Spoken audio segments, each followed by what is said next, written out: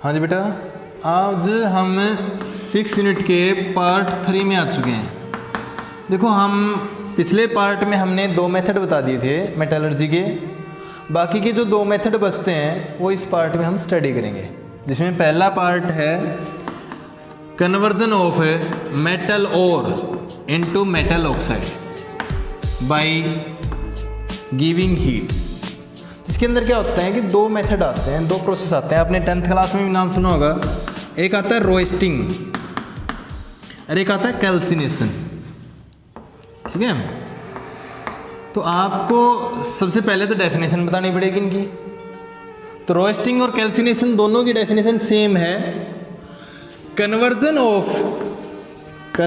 Of metal ore into metal oxide by giving heat. ये दोनों की डेफिनेशन है सेम। फिर दोनों में डिफरेंस क्या हुआ? डिफरेंस ये है कि रोस्टिंग में क्या लेंगे हमें, in the presence of air. ठीक है, और कैल्सिनेशन में यहाँ पे क्या लिख देंगे, इन दी लिमिट सप्लाई ऑफ एयर। बस इतना फर्क है। वैसे याद रखने का तरीका है, देखो एयर में आर आता है, रोस्टिंग में भी आर आता है। तो रोस्टिंग में आर है तो एयर लेंगे, कैल्सिनेशन में आर नहीं आता तो एयर नहीं लेंगे।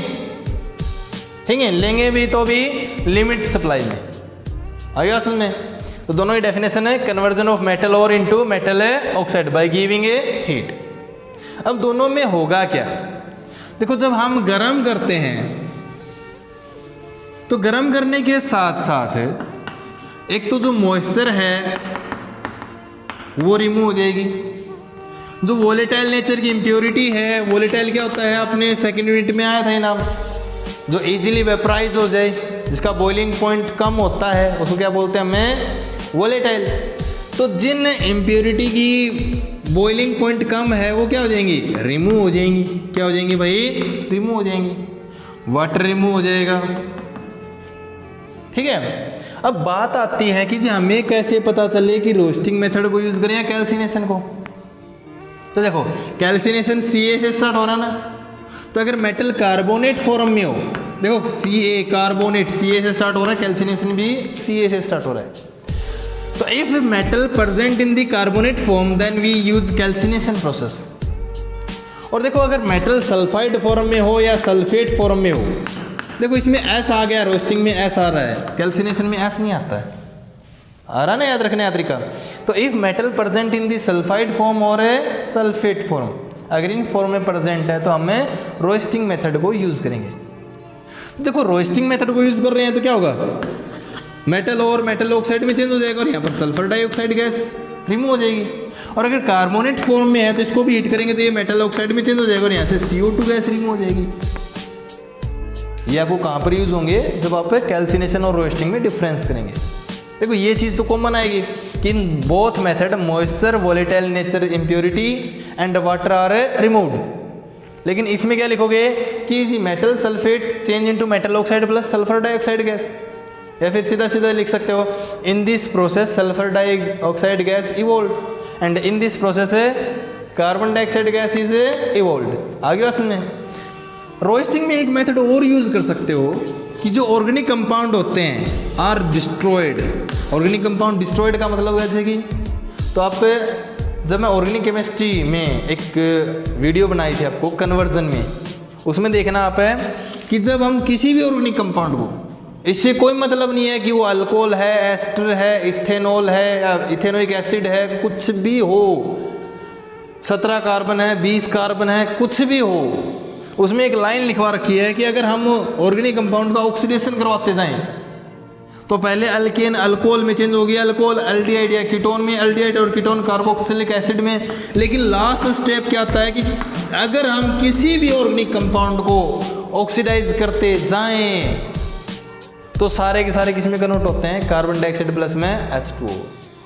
ठीक है, सिंपल सी बात है भाई। जैसे कि हम ग्लूकोज, हम खाना खाते हैं, वो भी तो एक ऑर्गेनिक कंपाउंड है।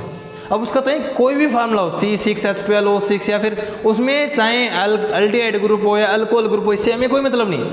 लेकिन छोटी क्लास से एक चीज़ हमेशा स्टडी करते हैं कि जब खाना डाइजेस्ट होता है ऑक्सीजन की प्रेजेंस में तो किस में चेंज होता है, CO2 प्लस H2 में। पेट्रोल डीजल इनका क्या फार्मूला होता है हमें कोई मतलब नहीं, लेकिन ये पता है कि अगर हम उनको बर्न करते हैं in the presence of air तो किस में चेंज होते हैं, CO2 प्लस H2। मतलब समझ गए ना कि ऑर्गेनिक कंपाउंड चाहे कुछ भी हो, लेकिन अगर आप एक्सेस में ऑक्सीजन ले रहे हो तो उनका ऑक्सीडेशन किस में हो जाएगा, CO2 प्लस H2 में। एक किस्म से डिस्ट्रॉय हो गई। आ रही बात समझ में? अब बात तो ये यहाँ तक समझ में आ गई, डेफिनेशन भी कर दी और यही पता चल गया कि भाई वोलेटाइल, नेचर इम्प्योरिटी, वाटर सब कुछ रिमूव हो गया। हमारे पास सिर्फ मेटल ऑक्साइड बचा और तो सब गेम रिमूव हो गया। लेकिन अगर मान लो कोई इम्प्योरिटी ऐसी हो जिसका बॉइलिंग पॉइंट ज़्यादा हो तो अभी भी वो मेटल ऑक्साइड के साथ अटैच मिलेगी। ठीक है, इस इम्प्योरिटी का नाम होता है क्या भाई, गैंग। बोलो समझ में आया? ठीक है, तो गैंग क्या होती है, the impurity attach with a metal oxide. जो मेटल ऑक्साइड के साथ जो इम्प्योरिटी अटैच होती है उसको क्या बोलते हैं हमें, गैंग। इस गैंग को कोई नहीं चाहता ना, तो हम क्या करेंगे, इसको रिमूव करेंगे। रिमूव करने के लिए जिस सब्सटेंस का यूज करोगे उसको बोलते हैं फ्लक्स। ठीक है, अब सीधी सी बात है, हम फ्लक्स कौन सा लेंगे जिसकी नेचर इससे अपोजिट होगी, है ना। अब गैंग आपने कॉमन भाषा में सुना होगा, कहते नहीं कि गैंग घूम रही है, तो गैंग किसको बोलते हो? ऐसे नहीं कि भाई 5-7 बच्चे बैठ के उसी का नाम गैंग ले लिया। गैंग कौन सी होती है, जो अनवांटेड चीज़ें होती हैं। अब उनको हटाने के लिए हम किसको बुलाते हैं, पुलिस को ना, मतलब फ्लक्स को। लेकिन पुलिस की नेचर उनसे क्या होनी चाहिए, अपोजिट होनी चाहिए, नहीं तो वो भी मिक्स हो जाएंगे। तो यहाँ पर अगर तुम्हारे पास एसिडिक गैंग है ना तो आप बेसिक फ्लक्स यूज करोगे, और अगर ये बेसिक है तो ये एसिडिक। कहने वाला तुम्हारे पास क्वेश्चन आता है हरियाणा बोर्ड में, what is flux and right its types. तो आप कैसे लिखोगे, the substance which remove gang from the metal oxide is called a flux. It is of A 2 types, acidic and A basic. लिख दोगे ना कि एसिडिक गैंग को remove करने के लिए जिस फ्लक्स का यूज किया जाता है उसको क्या बोलते हैं, बेसिक, और बेसिक गैंग को रिमूव करने के लिए जिसको यूज किया जाता है उसको क्या बोलते हैं, एसिडिक। और दोनों के दोनों मिक्स होके क्या बनाएंगे, स्लैग की फॉर्मेशन करेंगे। कहने वाला मतलब the mixture of impurity and flux is called a slag. आगे बात समझ में? तो ये यहाँ तक हो गए हमारे पास 3 स्टेप। अब हमारे पास लास्ट स्टेप बचता है कि हम ऑक्सीजन को रिमूव करेंगे और क्या गेट कर लेंगे भाई, प्योर मेटल को गेट करेंगे। तो देखो छोटी क्लासेस में स्टडी करते आ रहे हो कि मेटल ऑक्साइड से ऑक्सीजन को रिमूव करना is called a reduction process. तो हम यहाँ पर क्या करवाएंगे भाई, रिडक्शन करवाएंगे। अब रिडक्शन करवाने के लिए कोई ना कोई क्या चाहिए हमें, रिएजेंट चाहिए। उसको क्या बोलते हैं हमें, रिड्यूसिंग एजेंट। आगे बात समझ में? अब कई बार क्या होता है कि कुछ एक मेटल ऑक्साइड फॉर्म में अनस्टेबल होते हैं, कुछ एक मेटल ऑक्साइड फॉर्म में अनस्टेबल होते हैं, तो वो अपने आप ऑक्सीजन को रिमूव करके यहाँ पर क्या हो जाएगा, मेटल में कन्वर्ट हो जाएंगे। तो यहाँ पर तो हमें कुछ करना ही नहीं पड़ा। तो रिएक्शन कौन सी थी, स्पॉन्टेनियस। मतलब स्पॉन्टेनियस अगर रिएक्शन हो तो अपना काम चल सकता है। अब कोई भी रिएक्शन स्पॉन्टेनियस है या नहीं है, इसके लिए एक थर्मोडायनेमिक प्रिंसिपल आता है। थर्मोडायनेमिक प्रिंसिपल क्या कहता है कि कोई भी रिएक्शन स्पॉन्टेनियस है या नॉन स्पॉन्टेनियस है वो किसके ऊपर डिपेंड करता है, गिव्स फ्री एनर्जी के ऊपर। याद आया +1 में गिव्स फ्री एनर्जी बताया था। गिव्स फ्री एनर्जी वो एनर्जी होती है जो रिलीज होती है या अब्जॉर्ब होती है ड्यूरिंग ए रिएक्शन। अगर रिलीज होती है तो हम कहते थे कि रिएक्शन क्या होती है, स्पॉन्टेनियस। लेकिन अगर रिएक्शन नहीं हो रही है तो हम एनर्जी देते हैं उस रिएक्शन को करवाने के लिए। और मैंने बता रखा है कि अगर मैं एनर्जी दूंगा तो मेरे वाली एनर्जी हमेशा किस में लूंगा, मैं पॉजिटिव में। तो इसका मतलब किसी भी रिएक्शन के लिए गिव्स फ्री एनर्जी की वैल्यू अगर पॉजिटिव आती है तो रिएक्शन होगी नॉन स्पॉन्टेनियस। यही थर्मोडायनेमिक प्रिंसिपल कहते हैं। The reaction will be spontaneous only when if the value of Gibbs free energy comes to be negative. आगे बात सुनिए, and its value is equal to delta H minus T delta S. ये किसके equal होती है? Delta H minus T delta S के equal होती है। कौन? गिब्स फ्री एनर्जी, जहाँ पर ये होती है change in enthalpy, T temperature, और ये होती है चेंज इन एंट्रोपी। एंट्रोपी बताया था तुम्हें, फ्रीडमनेस, रैंडमनेस, है ना। हर कोई आदमी अपने आप को फ्रीडमली घूमना चाहता है, बिल्कुल फ्री होना चाहता है। तो अगर इस डेल्टा एस, अगर फ्रीडमनेस बढ़ रही है, इसका मतलब है फाइनल एंट्रोपी ज़्यादा है पहले वाली से, तो डेल्टा एस की वैल्यू क्या आएगी भाई? बड़ी में से छोटी चीज़ घटाएंगे तो पॉजिटिव। अरे वास में, तो अगर डेल्टा एस की वैल्यू पॉजिटिव है तो टेम्परेचर इंक्रीज करने पर, डेल्टा जी की वैल्यू क्या आएगी? नेगेटिव आएगी। क्यों? अगर टेम्परेचर बढ़ाया तो ये वैल्यू बड़ी हो जाएगी, अगर छोटी वैल्यू में से बड़ी वैल्यू घटाएंगे तो नेगेटिव ही आएगी। ये सारा कुछ थर्मोडायनेमिक प्रिंसिपल कह रहा है। पहली लाइन में मतलब पॉइंट बनाने लिखने लग जाओ। सबसे पहली लाइन क्या लिखोगे कि spontaneity and non spontaneity of any reaction depend upon the value of a गिव्स फ्री एनर्जी। एक बात। नंबर 2 बात, if its value comes to be negative then it will be spontaneous, या फिर अगर पॉजिटिव आ जाएगी तो क्या हो जाएगी? वो नॉन स्पॉन्टेनियस हो जाएगी। नंबर 3 पॉइंट क्या ना हो गए, इफ एंट्रोपी या delta S value comes to be positive then on increasing temperature delta G क्या आएगी? नेगेटिव। मतलब ये क्या कहना चाहता है कि अगर राजी खुशी रिडक्शन हो रहा है तो ठीक है, वरना टेम्परेचर इंक्रीज कर दो भाई। लेकिन तुम्हारे दिमाग में तो वही बात घूम रही है ना कि जी हमें तो बेनिफिट चाहिए, क्योंकि हमने पहले ही सिखाया था इसमें और मिनरल वाले में, है ना। तो फर्स्ट पार्ट में हमने थोड़ी सी गलती भी कर दी थी एक शायद क्वेश्चन लिखते टाइम में कि ऑल मिनरल आर और, वो लिखना चाहिए था कि ऑल मिनरल आर नॉट और, नोट लगाना भूल गए थे, है ना। क्वेश्चन लिख में गलती थी, वैसे बोले ठीक थे बिल्कुल हम। तो यहाँ पर सीधा सीधा क्या बोलोगे अब कि जी टेम्परेचर इंक्रीज करने पर रिडक्शन तो हो जाएगा, लेकिन हमें तो बेनिफिट चाहिए। कहीं हम फ्यूल इतना ज़्यादा जला दें कि बेनिफिट ही ना हो, तो हम एक रिड्यूसिंग एजेंट लेंगे। अब रिड्यूसिंग एजेंट कौन सा लें, ये कौन बताएगा आपको? एलिंगन डायग्राम बताएगा। तो देखो एलिंगम डायग्राम क्या कहता है आपको भाई। पहली पॉइंट तो ये बना लो कि मान लेते हैं किसी रिएक्शन के लिए ये रिएक्शन में वापस से फिर से लिख दी, किसी रिएक्शन के लिए गिव्स फ्री एनर्जी की वैल्यू आती है पॉजिटिव, आती है, ठीक है। हम टेम्परेचर बढ़ाना नहीं चाहते, तो कोई ऐसी रिएक्शन ऐड कर दो इसमें जिसके लिए डेल्टा जी की वैल्यू क्या आती हो? नेगेटिव आती हो। तो जी हमें सबको पता होता है कि जब हम लकड़ी को जलाते हैं in the presence of oxygen, तो हीट अपने आप रिलीज होती है, हम करवाते हैं अपने आप ना। मतलब है यहाँ पर तुम्हारे पास जो गिव्स फ्री एनर्जी की वैल्यू है वो क्या आएगी? नेगेटिव आएगी। इन दोनों रिएक्शन को ऐड अप कर दो, मतलब है ये मेटल ऑक्साइड इस कार्बन को कहेगा कि देख कार्बन तेरे को ऑक्सीजन चाहिए क्या बनाने के लिए? CO2 बनाने के लिए, और मुझे मेरी ऑक्सीजन हटानी है। तो इन रिएक्शन को क्या कर दिया हमने? मिक्स कर दिया, हो गए इन दोनों के दोनों मिक्स।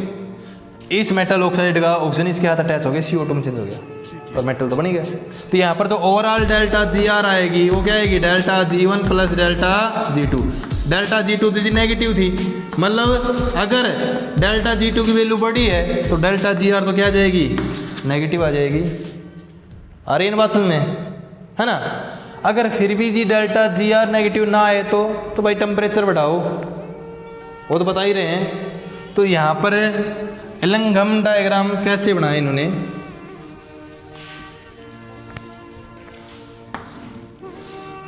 मान लो यहाँ पर ये चीज़ है कि जी मेटल ऑक्सीजन के साथ रिएक्शन करके यहाँ पर मेटल ऑक्साइड फॉर्म में है, ठीक है। हमने एलिंगम डायग्राम में स्टार्ट किया है, तो यहाँ पर मेटल जो है ऑक्सीजन के साथ रिएक्ट करके किसी फॉर्म में प्रेजेंट है भाई? मेटल ऑक्साइड फॉर्म में। अब यहाँ पर एक लाइन तो आएगी इस तरीके से, जो किसकी होगी तुम्हारे पास भाई? C प्लस O2CO की,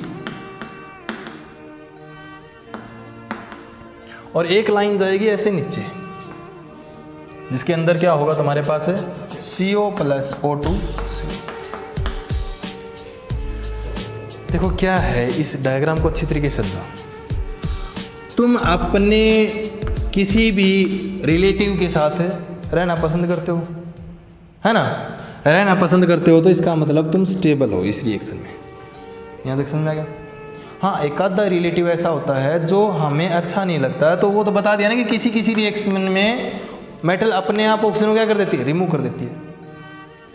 लेकिन अगर सारे रिलेटिव के साथ तुम अच्छी तरीके से रहते हो तो हमें कोई ना कोई तो लाना पड़ेगा ना तुम्हें उससे अलग करने के लिए, है ना। अब उसको लाने के बाद जिस पॉइंट पे ये लाइनें कट करेंगी ना, जब ये मिक्सअप होंगी, उस टेम्परेचर से अगर अबो टेम्परेचर तो कर दिया, इस तरफ मैंने ले लिया टेम्परेचर, इस तरफ ले लिया मैंने स्टेबिलिटी। अगर उससे ज़्यादा टेम्परेचर तो करेंगे तो रिडक्शन हो जाएगा, अगर लो टेम्परेचर रखेंगे तो रिडक्शन नहीं होगा। आ रही बात समझ में? ठीक है, तो यहाँ पर सीधा सीधा क्या बता देना है, एलंगम डायग्राम से, ये है आपके पास एलंगम डायग्राम, कि जी इस डायग्राम से हम ये बता सकते हैं इजीली कि कौन सा कंपोनेंट इजीली रिडक्शन करवा सकता है, ठीक है, और कितने टेम्परेचर पे करवा सकता है। तो हमारे पास ये एक मेथड तो पहले ही पता था कि क्या ऐसे भी तो करवा सकते हैं कि कोई ज़्यादा रिएक्टिव मेटल ले लेते हैं, इससे एक ज़्यादा रिएक्टिव मेटल भी तो क्या कर देती है, लेस रिएक्टिव मेटल को हटा सकती है। तो चाहे तो ये करो, मतलब या तो रेड्यूसिंग एजेंट लो ये, या फिर रेड्यूसिंग एजेंट लो या कार्बन, या रेड्यूसिंग एजेंट लो आप कार्बन मोनोऑक्साइड।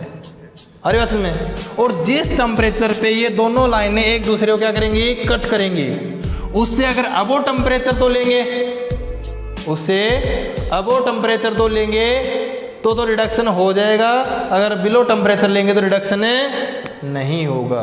बोलो समझ में आया? ठीक है, कई बार क्वेश्चन आता है कि जी कार्बन मोनोऑक्साइड ज़्यादा स्ट्रॉन्ग रिड्यूसिंग एजेंट है या कार्बन। तो देखो पहले लो टेम्परेचर पे तो ये लाइन क्या थी, बहुत अबो थी, कहने लो इसको कट नहीं कर पा रही है ना। लेकिन जैसे जैसे हमें टेम्परेचर बढ़ाते जा रहे हैं ये लाइन नीचे आ रही है, तो यहाँ पर नीचे लाइन आएगी तभी तो इस मेटल वाली लाइन को कट करेगी। तो यहाँ पर टेम्परेचर क्या है, ज़्यादा है कम। देखो यहाँ पर मैंने टेम्परेचर लिया 0, 10, 20, 15 इस तरीके से चलते रहे। तो अगर हम 0 टेम्परेचर पे देखें तो ये लाइन तो क्या है, बहुत ऊपर है, क्या इस मेटल वाली लाइन को कट कर सकती है? नहीं ना। मतलब अगर कट ही नहीं करेगी तो मैंने क्या कहा, तुम अपने रिलेटिव से कब अलग होगे? तुम अपने मम्मी पापा के साथ रहते हो आराम से, अब तो बहुत अच्छे लगते हैं। कई भी हंसते हैं ना कि अभी तो बहुत अच्छे लगते हैं, लेकिन जैसे ही तुम्हारी क्या हो जाती है, हंसने की बात नहीं है, शादी हो जाती है, उसके बाद क्या होता है, लगभग मोस्ट ऑफ केसेस में अलग अलग हो जाते हो ना तुम। कहने वालों अलग करने वाला कोई ना कोई तो चाहिए। तो अगर लो टेम्परेचर लेते हैं तो यहाँ पर तो कट कर ही नहीं रहे, कट नहीं कर रहे, तो इसका मतलब है लो टेम्परेचर के ऊपर है ये रिड्यूसिंग एजेंट का काम है, नहीं करेगा। हाँ, इसकी लाइन नीचे है तो लो टेम्परेचर पे CO act as a strong reducing agent, और हाई टेम्परेचर पे carbon act as a strong reducing agent. क्योंकि हाई टेम्परेचर होने के बाद ये लाइन कार्बन मोनोऑक्साइड वाली देखो बेटा ऊपर गई है बिल्कुल, अब ये कट नहीं करेगी।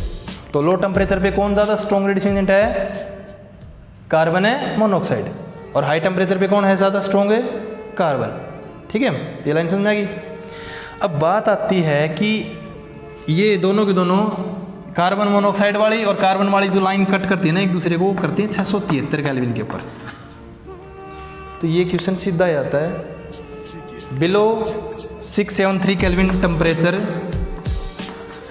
विच is a best reducing agent, carbon monoxide और कार्बन। तो क्या लिखोगे, below 673 kelvin temperature carbon monoxide act as a strong reducing agent because its line comes below in the Ellingham diagram. क्योंकि इसकी लाइन क्या आती है भाई, एलंगम डायग्राम में नीचे आ जाती है। लेकिन जैसे जैसे टेम्परेचर इंक्रीज करेंगे तो इसकी जो लाइन है वो अब होती चली जाएगी, मेटल ऑक्साइड वाली लाइन को कट नहीं करेगी। आगे बात समझ में। लास्ट इसमें क्या चीज़ है कि चलो ये तो समझ में आ गया कि भाई ठीक है रिडक्शन किस की प्रेजेंस ले तो पता चल जाएगा, लास्ट है कि इसकी लिमिटेशन क्या रही। लिमिटेशन क्या क्या है। नंबर 1 इसने ये बता दिया कि इससे अबो टेम्परेचर करोगी तो रिडक्शन हो जाएगा, इससे बिलो टेम्परेचर रखोगे तो रिडक्शन नहीं होगा। लेकिन हाई टेम्परेचर करने के बाद भी रिडक्शन कितनी स्पीड से हो रहा है वो नहीं बता पाता ये। आई बात समझ में? कहने का मतलब है it can't explain the rate of A reaction. आगे बात समझ में? तो यहाँ तक था हमारा आज, और आगे वाले जो वीडियो हैं उसके अंदर बता देंगे कि अगर कार्बन के प्रेजेंस में रिडक्शन करवा रहे हो तो उसका नाम क्या होता है, स्मेल्टिंग प्रोसेस होता है। ये आगे आ जाएंगे आपकी डेफिनेशन, ठीक है। कल हम अगली वाली वीडियो के अंदर 1-2 मेटल का प्योरीफिकेशन आपको करवा के दिखाएंगे। तो आज के लिए इतना ही है, और कोई भी अगर आपको मान लो डाउट होता है तो आप कमेंट बॉक्स में आप कर सकते हो, राइट डाउन कर सकते हो। Thank you.